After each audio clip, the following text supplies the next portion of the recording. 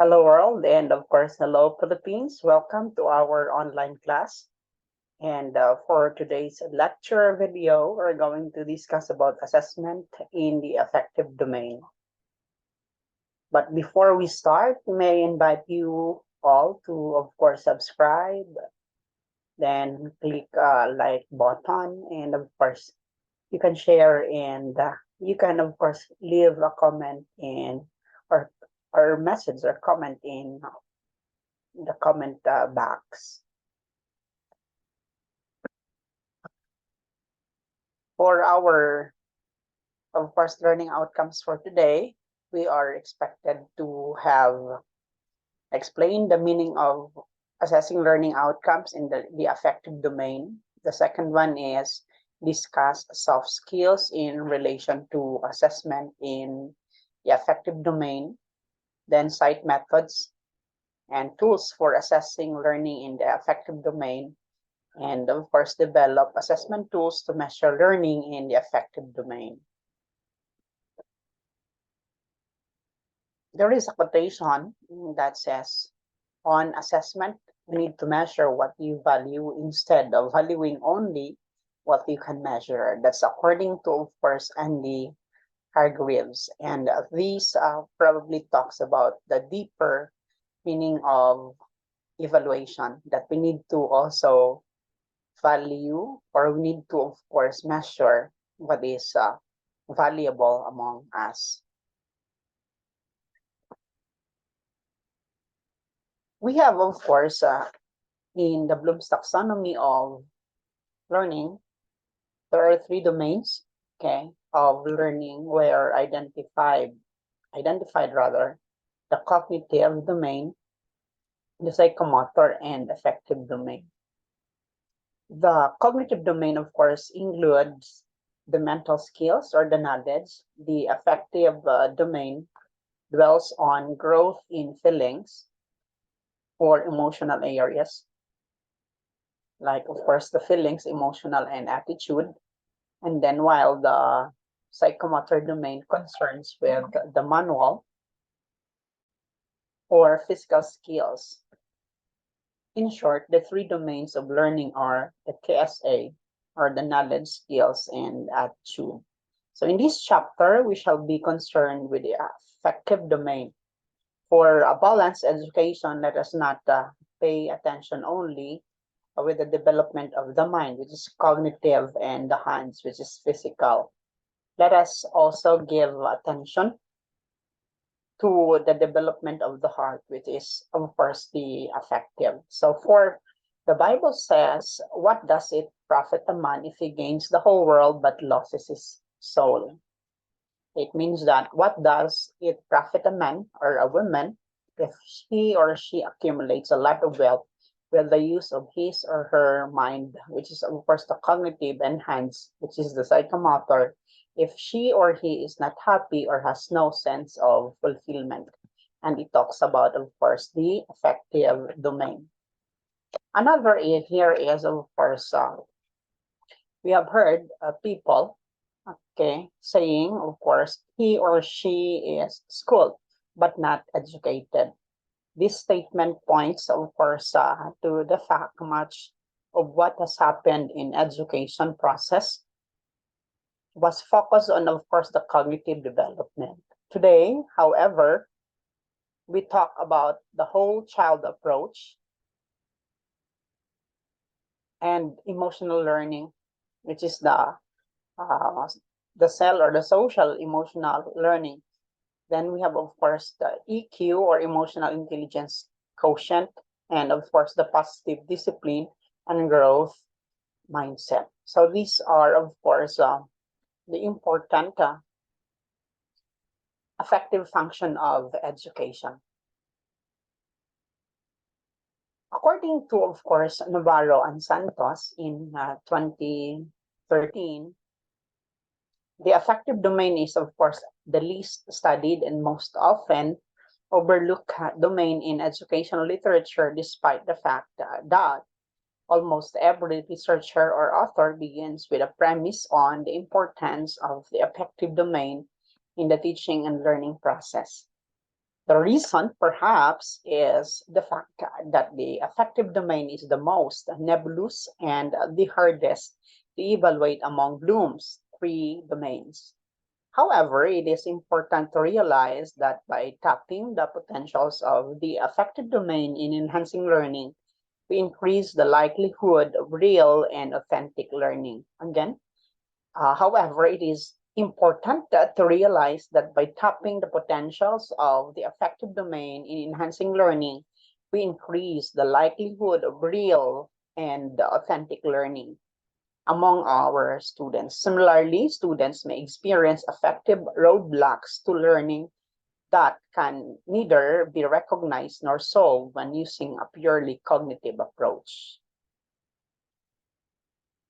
Indeed, of course, learning is not only for cognitive process, it is also an emotional process.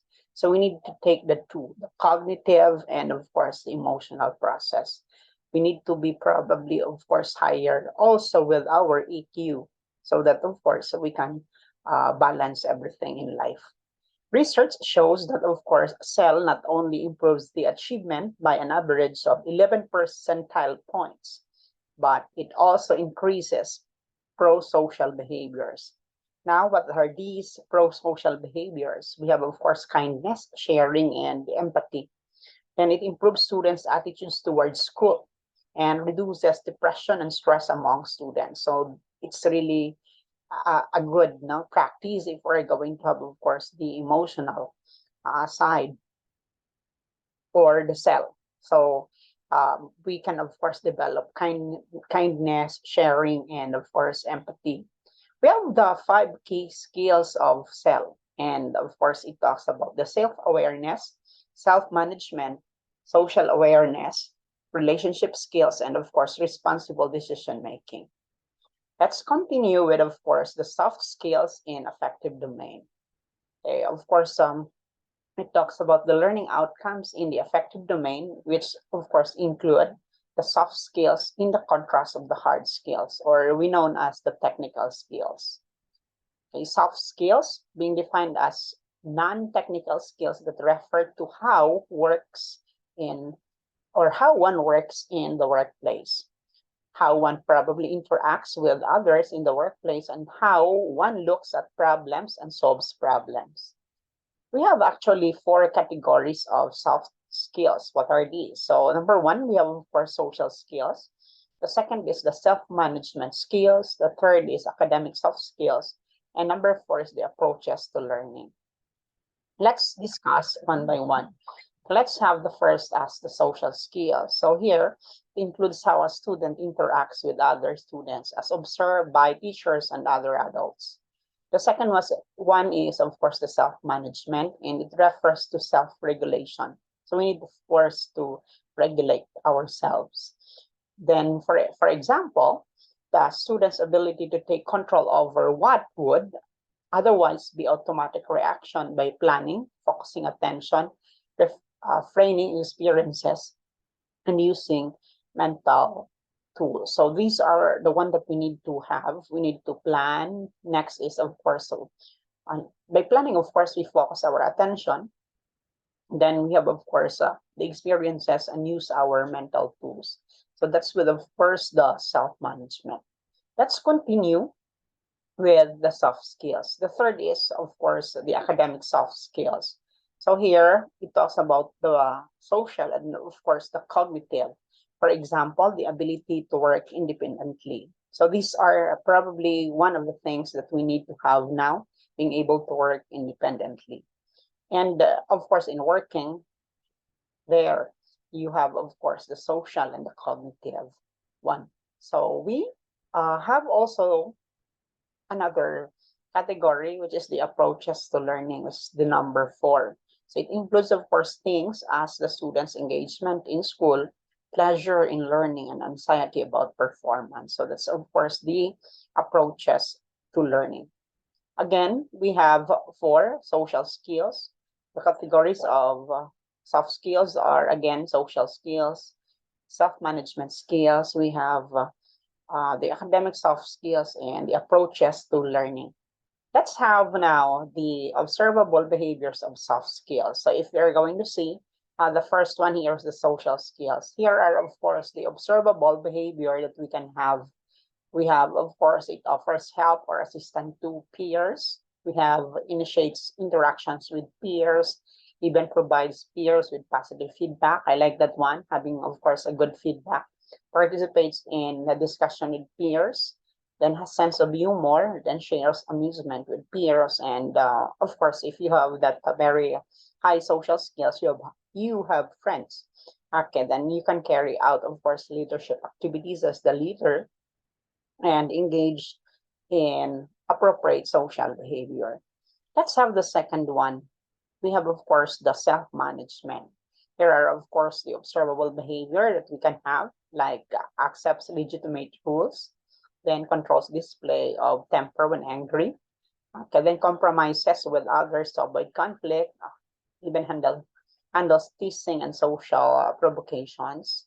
Okay, then respond in socially appropriate ways to criticism from others, and of course, expected that you are cooperating with others. Then, of course, maintain attention to tasks. We are not probably sabog, quote unquote. We focus, and it is respectful to other teachers and the staffs, which is probably staffs rather or staff. Okay, which is really good because the value of being respectful is present.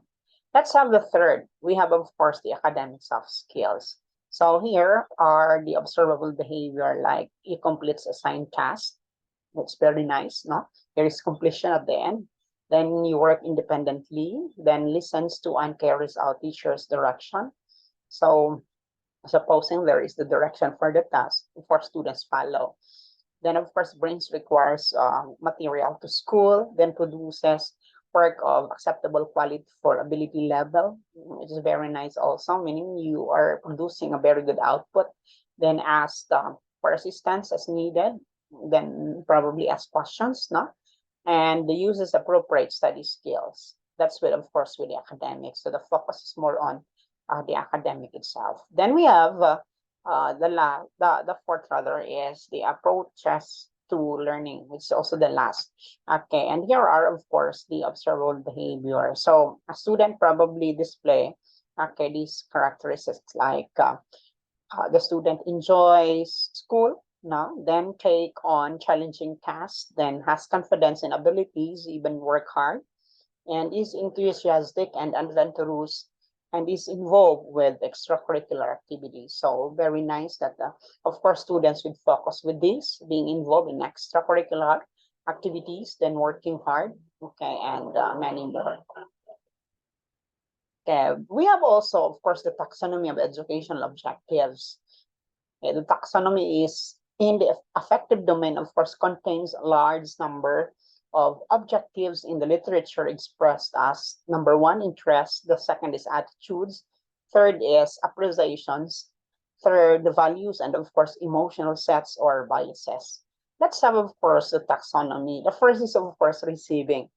Okay, when we say, of course, receiving, being aware or sensitive to the existence of certain ideas, material, or phenomena, and being willing to tolerate them. So, for example, we use these words to differentiate, to accept, to listen, or to respond to. The second is, of course, responding. So here, being committed in some small measures to the ideas, okay, then the materials or phenomena involved by actively, of course, responding to them. Okay, so example that we can have probably to comply with, to follow, that's to respond, of course, to commend, to volunteer, to spend leisure time in, or to acclaim. So these are the words probably that we can have. And then we have, of course, valuing. The third is valuing. So it is willing to be perceived by others as attaching importance to certain ideas, materials, or phenomena. Example is are, of course, to increase measured proficiency in, to relinquish, or to subscribe, okay, to support, or to debate. So that's with, of course, valuing. Let's have, of course, the next. So we have here organization. So it is relating the value to those already held and bring it into, of course, a harmonious and internally consistent philosophy. So example in the organization that we can have is to discuss, to theorize, to formulate, to balance, and to examine. And the fifth is, of course, characterization. Okay, it's, of course, having by value or value set is to act consistently in accordance with the values he or she has internalized. I like that one. So we don't have, of course, double standard here. So you act according to the value that you have. Okay, example that we can have is to revise, to require, to be rated high in the value, to avoid, to resist, to manage, and of course, to resolve. Okay, that's number 5. We have here the presentation probably no of the 6 levels of educational objectives. Okay, and the definition and of course example. So we start with, of course, receiving. It is being defined as being aware of, okay, and attending to something in the environment. So example that we can have is individual would read a book, a passage about civil rights. Okay. Then we have, of course, responding. Is being defined as showing some new behaviors as a result of experience. So example, individual would answer questions about the book, read another book by the same author, another book about civil rights, and etc. Then we have, of course, valuing, which is the third, okay, being defined as showing some definite involvement or commitment. Okay, example that we can have here is the individual might demonstrate this by voluntarily or attending a lecture on civil rights. And then we have, of course, organization. It's being defined as integrating a new value into one's general set of values or giving it someone ranking among one's general priority. So example is the individual might arrange a civil rights rally. Okay, that's organization. Then characterization by value is being defined as acting consistently with the new value. Okay. So example here that we can have is the individual is firmly committed to the value and perhaps becoming a civil rights leader. So that's characterization of by value. Again, the 6 levels of educational objectives are number 1, receiving, the second is responding, the third is valuing, the fourth is organization, and the last is, of course, characterization by value. Okay, so we're done with that. Okay, let's have the next. We have, of course, the behavioral verbs appropriate for affective domain. Like, for example, in receiving, you can have, of course, the verbs such as accept, attend, develop, recognize. In responding, we have, of course, the following verbs: complete, comply, cooperate, discuss, examine, obey, respond. In the valuing side, we have, of course, accept rather, defend, devote, pursue, and seek. Okay, however, in the organization, we have, of course, the following example of the verbs. We can use like codify, discriminate, display, order, organize, systematize, weigh. And in the characterizations, we have internalize and verify. So these are, of course, the verbs that the behavioral verbs appropriate for the affective domain.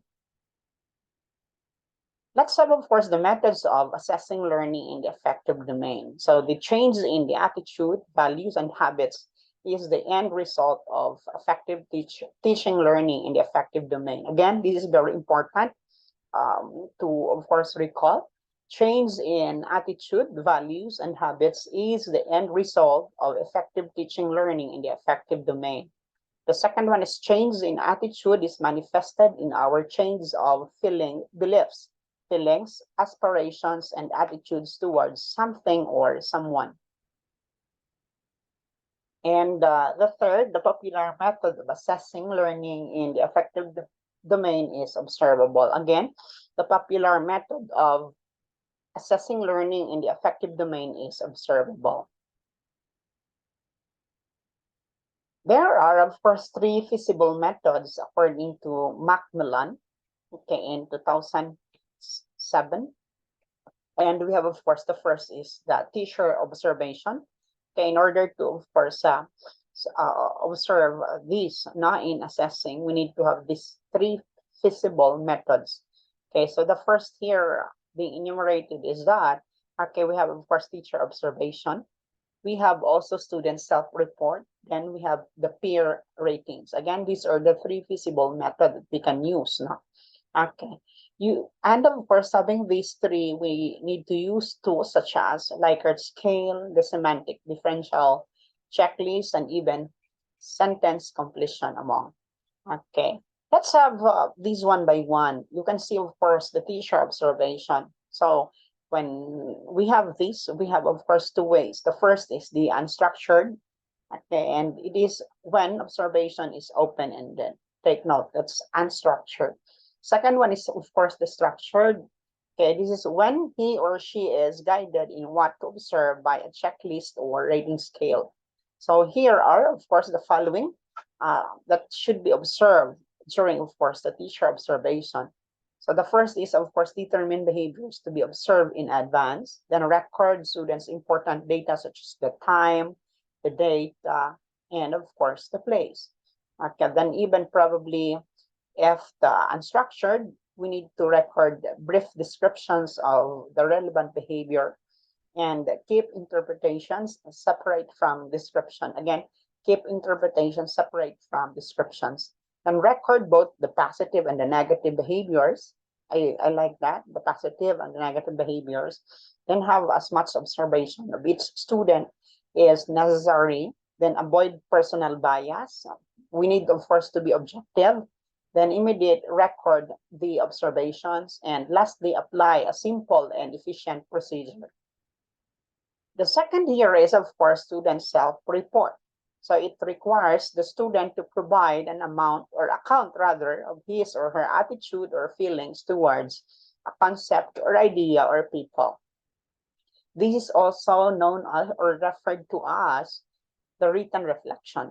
And it can be derived by way of a student interview or by way of questionnaire and survey. So we have, of course, the methods on how to have the student self-report. It's either, of course, through the student interview, okay, or by a way of questionnaire and survey. So these are the three things probably that we can have in order to have the student self-report. Next is that we have peer ratings. Okay, what is this peer rating? So this is another way of asking for a student's peer to rate him or her on effective items where, of course, teacher wants to rate the students. And we have also the affective assessment tools. Okay, we use, of course, the observation, the student self-report, and the peer ratings, and make use of assessment tools such as the Likert scale, the semantic differential, the checklist, the sentence completions, and students' written reflection for that matter. Okay, then we have, of course, the Likert scale, the Likert scale, and it makes use of a 5-point scale from, for example, strongly agree, disagree. Then if you have, of course, 3 is undecided, the 4 is agree, and number 5 is strongly agree. So here is an example. Okay, direction, each statement is supposed to measure your attitude toward teaching as a profession. So indicate your response with a check. So there is, of course, line, no, in before, of course, the legend that you can have, of course, or the scale. Okay, like strongly agree, which is 5, 4 agree, undecided 3, disagree is 2, and 1 strongly disagree. So if I'm going to, of course, rate this one, I have 5. It's strongly agree. So I am going to check, okay, the strongly agree, okay, as probably an option. Let's have the sentence completion. So this method is based on the idea that sentence completion will, of course, reveal more about thoughts, fantasies, and even emotional conflicts than testing with direct questions. For example, you can see in the screen, no, assessment is, okay, fun. Assessment is very important, or assessment is love, okay. Sentence stems that can serve as, of course, you can have scaffolding there. So for example, you have this statement, okay, in my opinion, or I assume that, okay, if you ask me, Okay, so these are, of course, examples of the stems that you can have. So in my opinion, probably our representative in the Miss Universe should be in the top 5. So that's it's my opinion, of course. Okay, let's have, of course, the semantic differential. So here, the scales are pairs of adjectives on feelings or beliefs that are opposite. So take note of the word opposite. You have, of course, you have pairs of adjectives on feelings or beliefs that are opposite. Okay, example there, direction, which item is true of your math class? Okay, check the item that applies to you, then mark X. Okay, the item that does not apply to you. So for example here, okay, you have, of course, the positive is exciting, the opposite is, of course, boring. But if you are going to have, of course, now the scale, you have 2, 1, 0, and -1 or -2. So if the instruction is check the items that applies to you, like for example, exciting. Okay, so you have, of course, the degree, you have 2 or 1. Okay, but supposing you are going to have the X, so that means it does not apply to you. Okay, fulfilling, for example, math class is fulfilling, so for me it's 1, supposing. Okay, what about frustrating? Okay, and of course demanding. Okay, math class is demanding 2. Okay, I answer there 2, for example. If you find probably math as a very, very easy subject, of course, you can have it there. Okay, that's probably what, of course, the semantic differential. Okay, then we have, of course, the checklist. So the student simply checks an item that is observed or present or possessed or that applies to him or her. So supposing we have, of course, these. So now direction, check the item which applies to you. Okay, so of course you have the yes and no pair, okay, option. So for example, in the number 1, I believe that intelligence can be developed. Yes. Okay, check. Okay, then I do not easily give up. Check also. I accept criticism. Check. I draw inspiration from the success of others. No, I'm happy with the success of the others. Okay, that's probably a positive thing that we can have, not as teachers. We need to be happy with the achievements of others. Okay, and I accept criticism. Nah, I like that one. Okay, now, I see challenges as opportunities to grow. Positive, check. I persist in the face of difficulties, not check. I view effort as path to mastery. Yeah, that's very true. You need to exert effort in order to master, okay, a certain skill. Okay, then learn from criticisms. Yeah, very true. It should be constructive criticisms, my dear students. And of course, lastly, I believe that success is a matter of luck. Okay, I believe that success is a matter of luck. Okay, X. Okay, that's X. Okay, because for me, success can be attained through hard work, dedication, and probably consistency. So that's it. Okay. Let's have, of course, the students' written reflections. So here, teachers ask the students, for example, to write their personal thoughts and feelings on a subject or topic given by the teacher. Like, for example, why I like or dislike mathematics. So students, of course, write reflections for this. Okay, so a reflection paper, take note, allows students to take a personal approach and express their thoughts on a given topic. And of course, here are the references that we can have regarding that one. Okay. So to further probably have information about the topic, you can, of course, visit the following or see, of course, the following references or books and even probably sites. Okay, in Facebook, that's probably YouTube that you can have. Okay, this is again Sir A. Wanted to say thank you so much for today and of course for listening. This is a very nice, of course, lesson for all of us soon to be teachers. Okay.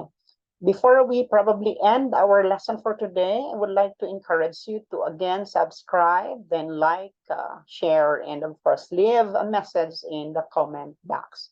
Thank you again. God bless everybody. Of course. Bye-bye.